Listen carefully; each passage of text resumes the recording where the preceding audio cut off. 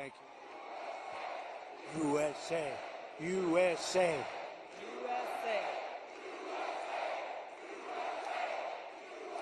We love our country. We love our country, don't we? It's amazing.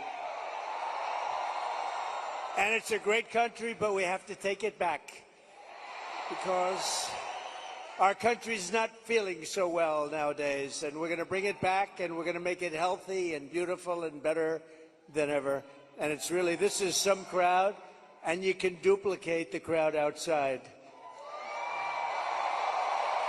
So if anybody would like to give up your seat, that would be okay. No, no. Let's have a good time. Thank you very much, everybody.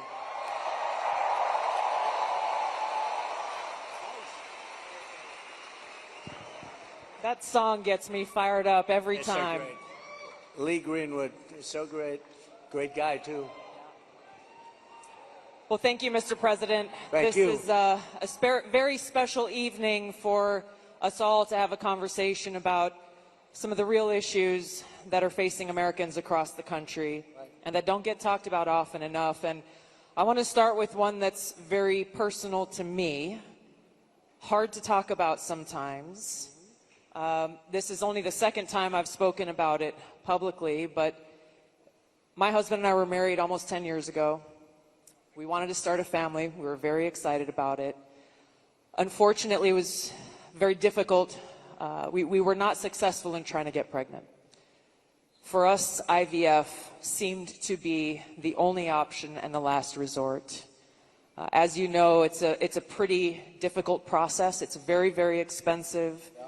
I was in Congress at the time, traveling. I would carry the medicine that I had to administer shots to myself sometimes in an airport bathroom. And ultimately, the most difficult part was every time going to the doctor for another transfer and hoping that it would result in a positive pregnancy test, and then being heartbroken over and over every time that test came back negative. Now, I know some of your opponents, your political opponents, are saying that you want to ban IVF. While it didn't work for us, it's worked for a lot of families.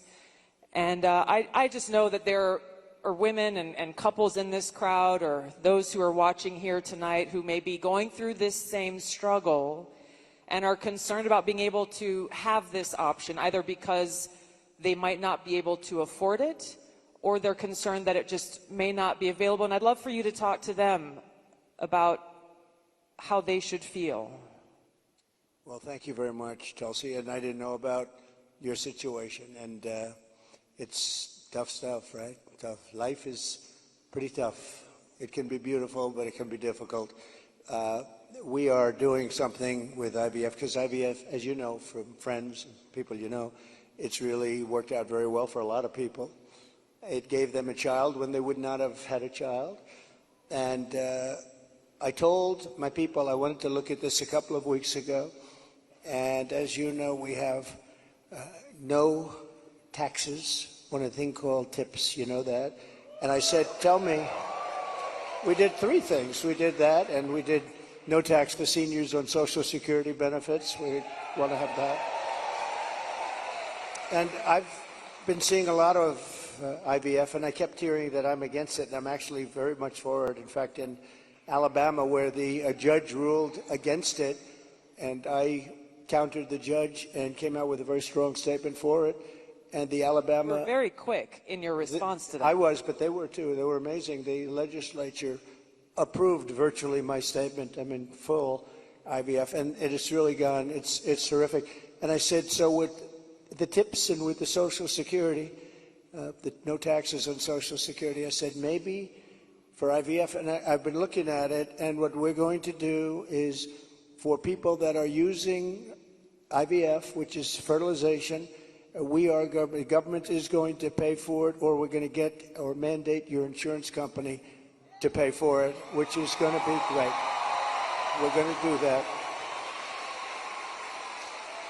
I can't tell you how life-changing that would be for so many families, because it costs a lot of money. A lot of people go into debt just for the hope of being able to start their own family. Well, it's big, and you know what? We want to produce babies in this country, right? We want to produce babies. So I think it's going to be something we sort of announced it a little bit. We were in a great place, Michigan. We all love Michigan, right? We're going to bring back the car industry, and we're going to get a lot of it back to Michigan. They've been taking our cars away. They've been taking our manufacturing away over years, over decades. And if you look at it today, it's a shell of what it was years ago, but we're going to bring it back. Mexico is right now building massive car factories, actually being financed and built by China, and they think they're going to sell their cars back into our country. It's not going to happen. That's not going to happen. Oh, listen to that. That is not going to happen. But so many things have gone wrong in the car industry. The union leadership has been horrible. I think I'm going to win by 85%, the union, but because we're bringing it back.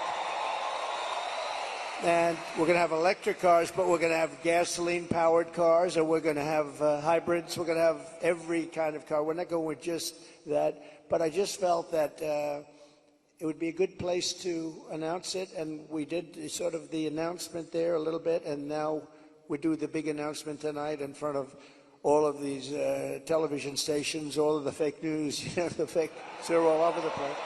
They're all over the place. I don't know what's going on. We don't even know, I was saying, because we're doing this, and I finished, and I figured I was going to come here, and we're going to make a speech. I had a speech all set for you. I was ready. They said, sir, you're actually doing a town hall. I said, oh, nobody told me that. I said, who's doing it? They said, Tulsi. I said, well, that's at least good news. I've been a fan of hers for a long time, I have to tell you. So I didn't even know. I'm in the plane, and I'm looking over some material, and we're going to give you a hell of a speech tonight. We were set to give you one hell of a speech. They said, no, sir, it's a town hall. I said, why doesn't somebody tell me this stuff? And I don't even have any idea who we're doing it for. I don't know. Is it for a network or what? I see a lot of television all over the place, so maybe it's on all of them. But I did get to see the strangest thing today. I looked at the news conference of Kamala. I call her Comrade Kamala. She's you know that, she's a Marxist. Her father was a Marxist before her, so she was brought up in the family tradition, and she really is, and this country is not ready for a Marxist. We don't want a Marxist as a president, and she destroyed San Francisco, she destroyed California, and we're not going to let it destroy our country. I'll tell you, it's not going to happen. So, but just to finish, so for some reason she doesn't want to talk to anybody. So she's either not the smartest light in the ceiling. I'm trying to be nice here. I want to be. They say, be nice, sir, be nice. It's hard to be nice when somebody is destroying your country and wants to destroy your country. It's hard to be like nice. But she is.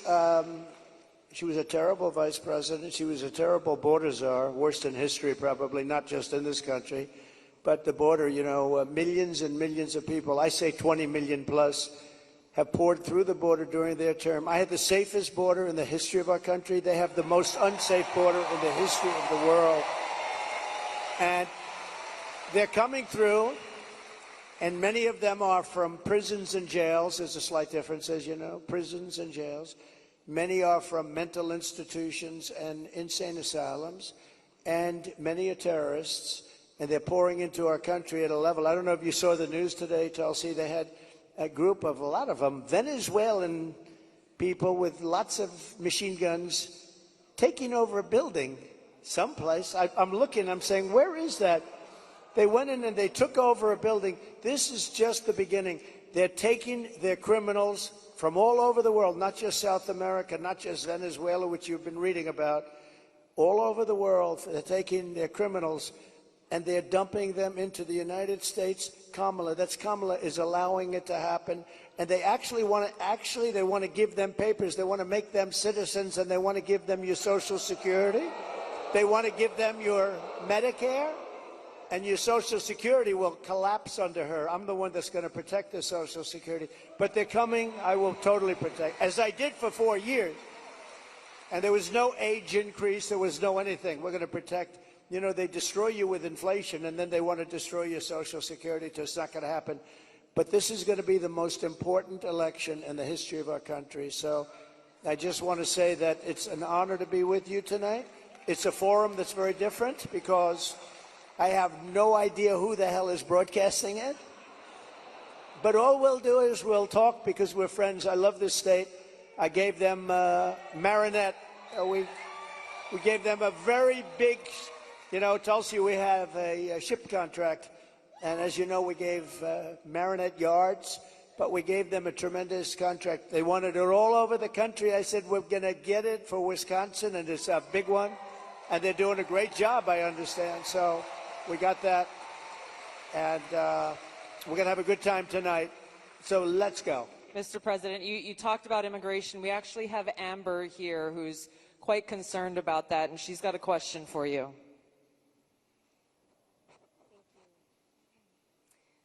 Mr. President, hello. My name is Amber, and I'm from Cameron, Wisconsin. I have 3 beautiful children, and I'm torn on who to support. My youngest daughter is here tonight. My oldest son is 18, and he just started trade school this week. Very proud of him. My concern is that illegal immigration is threatening opportunities for my children. I worry that it's taking away jobs from Americans. I'm wondering, what will you do about that? All right, well, it's great. I think I'll stand up and... Do you mind if I turn around? Thank you, Amber, very much. And you're right. I'll tell you, we have the people that I'm talking about. They're pouring in at levels never seen before. They're coming in by millions and millions, and a lot of them are taking the jobs for the black population, the Hispanic population, and unions are going to be very badly affected because, and I was talking to some of the union heads who I actually do get along with, but they're very concerned about it because the jobs that are, the people that are coming in are just taken, and it's going to start with the black population. African Americans are losing their jobs, and I don't know if you heard the latest statistic that of the jobs that these people created, which is very little, every single job was taken, about 107% was taken by illegal immigrants. There's been no job creation from them. The jobs were filled by illegal immigrants. With all of that being said, I want to give you a very positive answer. We're going to win this election. We're going to turn this country around. We're going to become an unbelievable growth country. And your boy is going to have the greatest job. And you want to have a lot of choice with jobs. You know, you want them to go up and they get up and they, it's hard to believe I have that the way I get treated. But I look forward to every day because we're going to make America great again. So I really do. I look forward to it. That's right. But we're going to create a lot of jobs. We're going to create. Does he want to stay here? Or does he want to go to a different state or anything? Yeah, someplace in the Midwest. But this is a good place to stay, right? Wisconsin. So we'll be creating tremendous jobs for our country, and we're also turning away. You know, we're going to be closing the border, really closing it. By the way, did you see? So Kamala was for defunding the police. She was for open borders. She was for everything that you're not against. I could go through 14 different. She's changed on every single one of them. In fact, I think we should see the man in the red hat and the beautiful woman in the red hat says, "Make America Great Again." Perhaps we should give Kamala a "Make America Great Again" hat, right? But the problem is, that's not her belief. Her belief is open borders. Her belief is getting rid of Social Security. Her belief is doing all of these plans like for health insurance, where you have one big government-run mess. And if you have private plans, a lot of the people in this room have private plans. They're incredible plans. They worked hard to get those plans, and that's what they want. But with her, she wants to have, it's really a communist type of government. And I just saw her, Tulsi, she was sitting behind a desk doing this interview, And I said, Dana Bash, you could make yourself big tonight. All you have to do is be fair. I haven't seen the questions, but they gave out a sample. In fact, she's going to be on later on tonight with a taped. It was a taped. We're doing it live. Why are we doing it live and she's doing it taped? But that's right. He's real. But she was sitting behind that desk, this massive desk, and she didn't look like a leader to me, I'll be honest. I don't see her negotiating with President Xi of China. I don't see her with Kim Jong-un like we did with Kim Jong-un. So we're going to have to see what happens. I'll tell you what, November 5th is going to be the most important day in the history of this country. Will be. Mr. President, there are a lot of people who want to feel hopeful about our future. I want to introduce you to Luke, who is one of those people. Hi. Hello, Mr. President. Good-looking guy. Thank you. My name is Luke Pulaski, and I'm a junior here at the University of Wisconsin-La Crosse. I'll be voting for the first time in November, and I'm researching each candidate. I have two questions for you. First, as I've been living on my own and buying my own gas and groceries, I have noticed that everything has become more expensive. For me personally, I try to eat healthy and stay lean. A pound of meat has gone from $4 to almost $7. I also would like to buy a home someday, but that seems just impossible now. What's your plan to make life more affordable and bring down inflation for someone like me? Very good. Thank you. Good. It's probably the question I get most. You know, they say you're going to vote with your stomach. I don't know if you've heard it, but it's a little bit true. And groceries, food has gone up at levels that nobody's ever seen before. We've never seen anything like it, 50, 60, 70%. You take a look at bacon and some of these products, and some people don't eat bacon anymore. And we are going to get the energy prices down. When we get energy down, you know, this was caused by their horrible energy wind. They want wind all over the place. But when it doesn't blow, we have a little problem. This was caused by energy. This was really caused by energy and also their unbelievable spending. They're spending us out of wealth, actually. They're taking our wealth away. But it was caused by energy. And what they've done is they started cutting way back. We were in third place. When I left, we were by far in first place, beating Russia, beating Saudi Arabia. And we were going to dominate to a level that we've never seen before. And then we had a bad election. I'll be very nice. I'm supposed to be nice when I talk about the election, because everybody's afraid to talk about, oh, please, sir, don't talk about the election, please. You know, if you can't talk about a bad election, you really don't have a democracy if you think about it, right?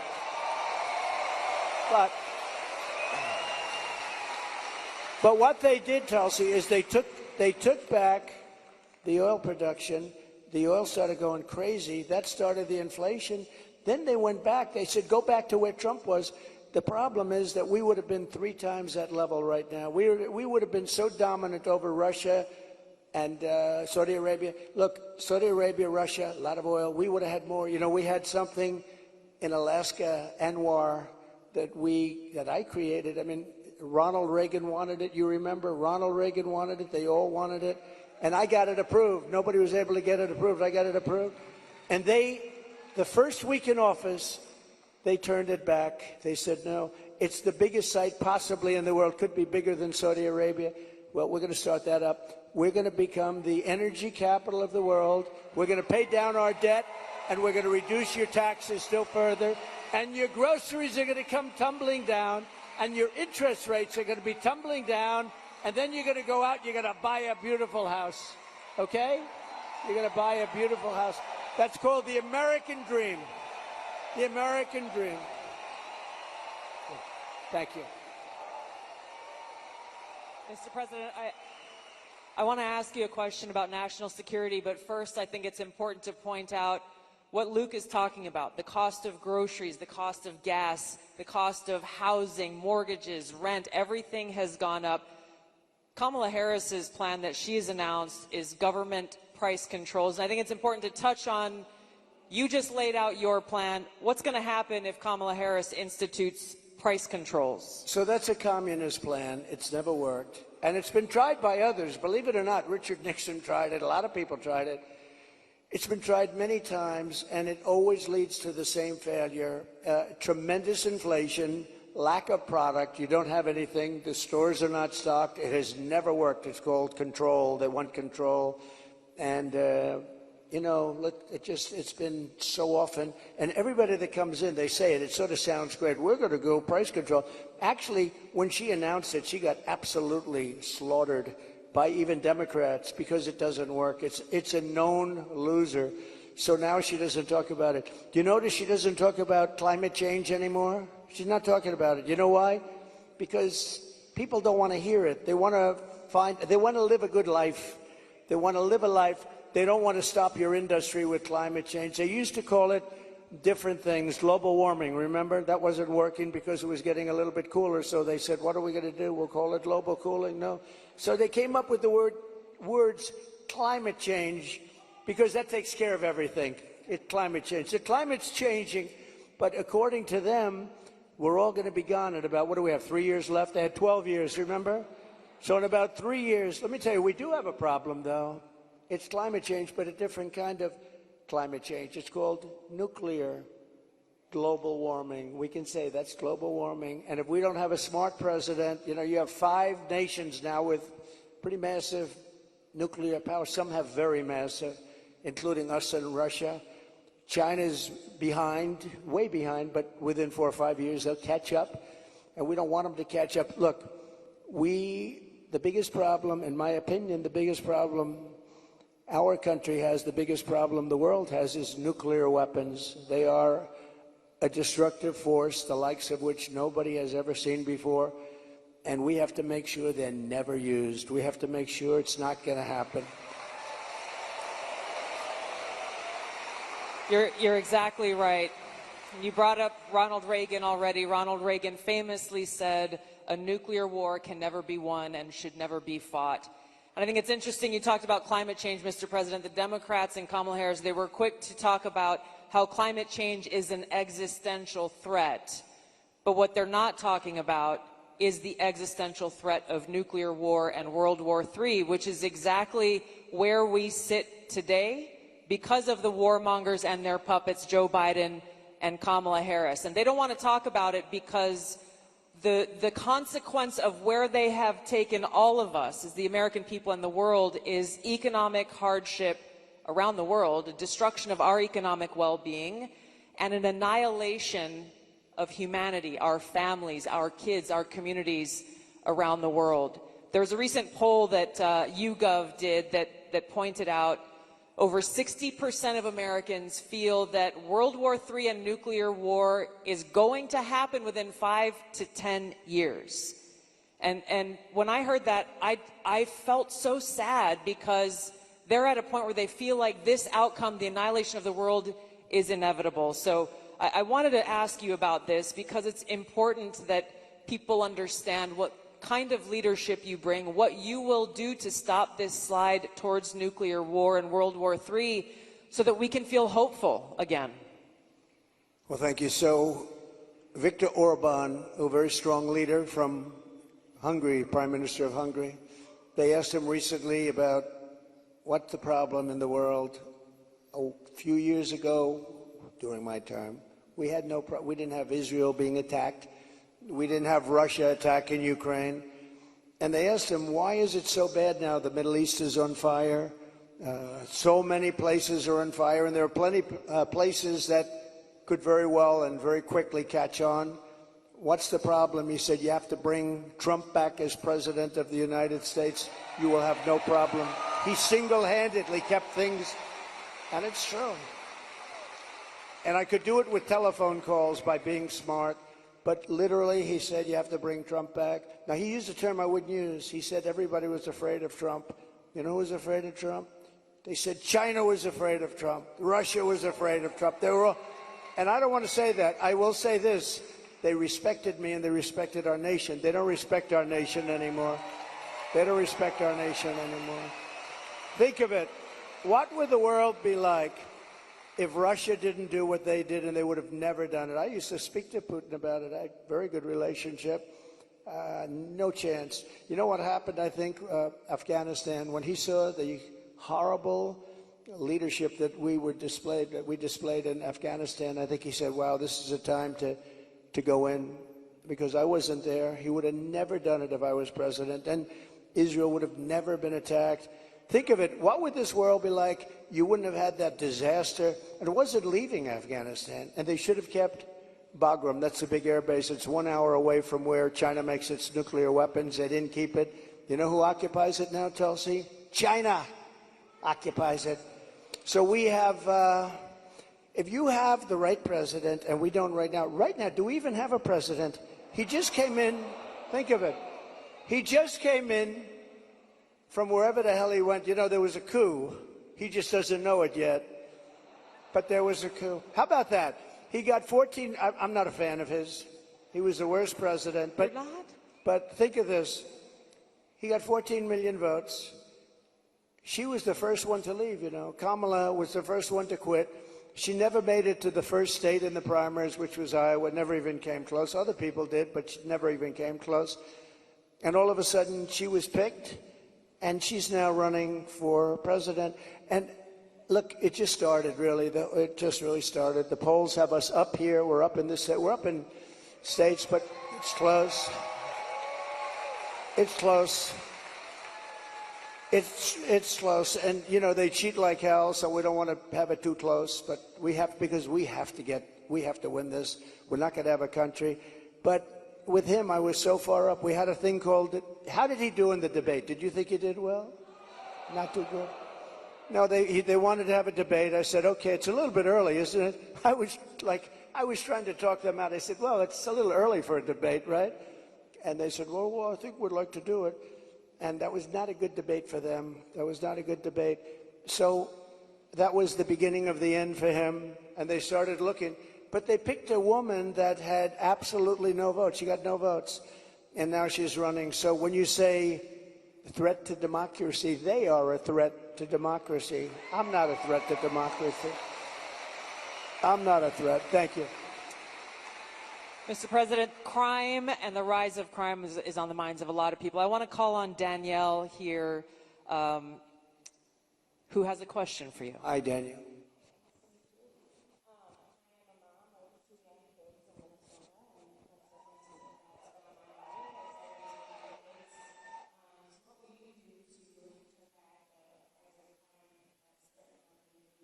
Well, you need, and you get a lot of those questions from Minnesota. But you get a lot of those questions because Minnesota, I mean, they picked this guy.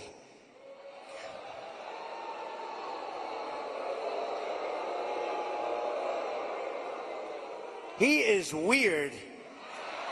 Right? He's weird. I'm not weird. He's weird.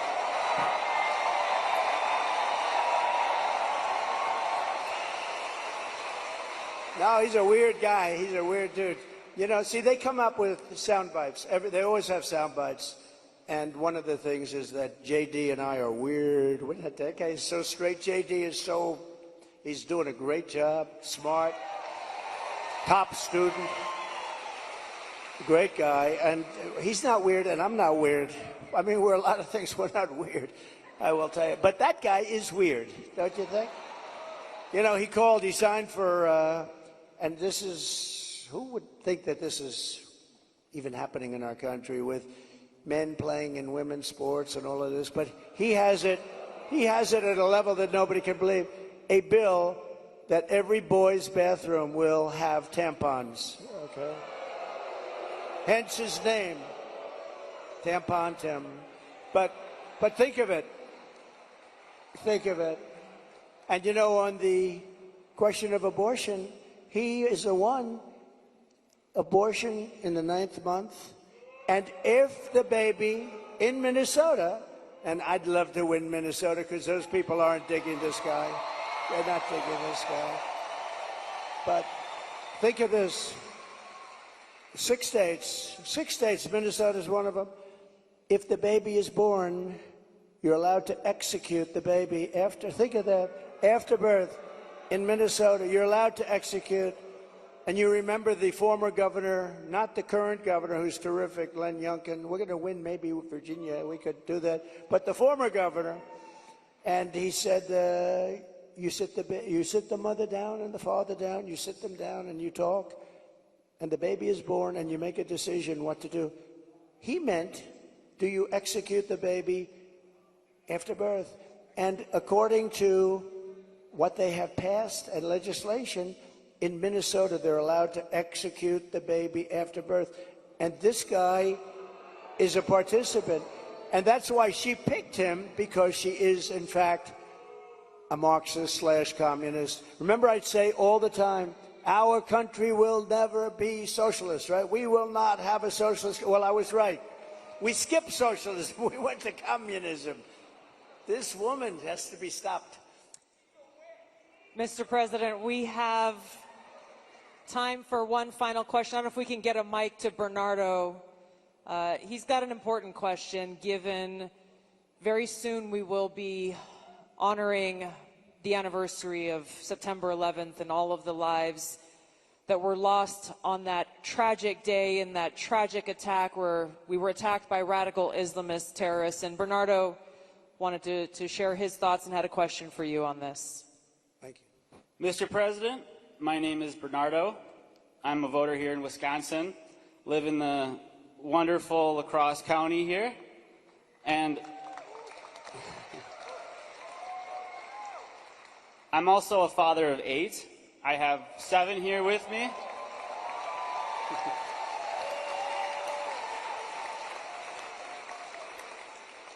And it's the anniversary of 9/11 is coming up. I'm concerned that we're more vulnerable now than ever.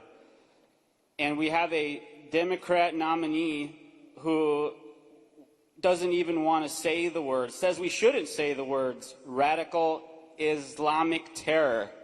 How are we going to protect America from a terrorist attack?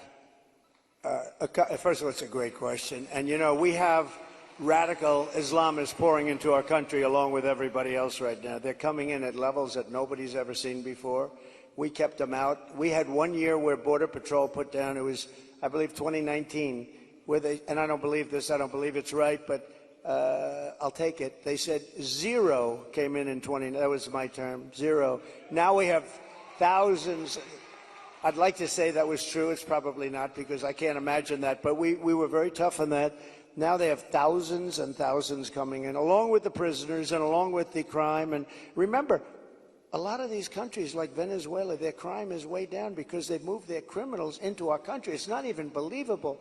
But your question on Islamists and all of the jihad and all of the things that they talk about, they have to respect your country. They have to respect your leader. You know, I had no radical Islam crime for 4 years, and I didn't want to talk about it. I wanted to, I talked about it after, but I didn't want to talk about it during. I don't want to say like, I had absolutely, and the next day you get hit.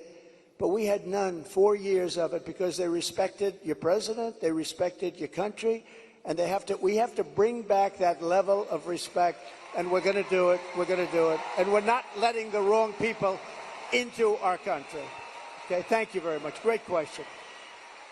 Thank you, Mr. President. I know you have run out of time here, but thank you for having this conversation with the people of Wisconsin and people across the country who are watching and concerned about these very same issues. Thank you, Mr. President. Thank you everyone, much for being here. Thank you, everybody. Vote.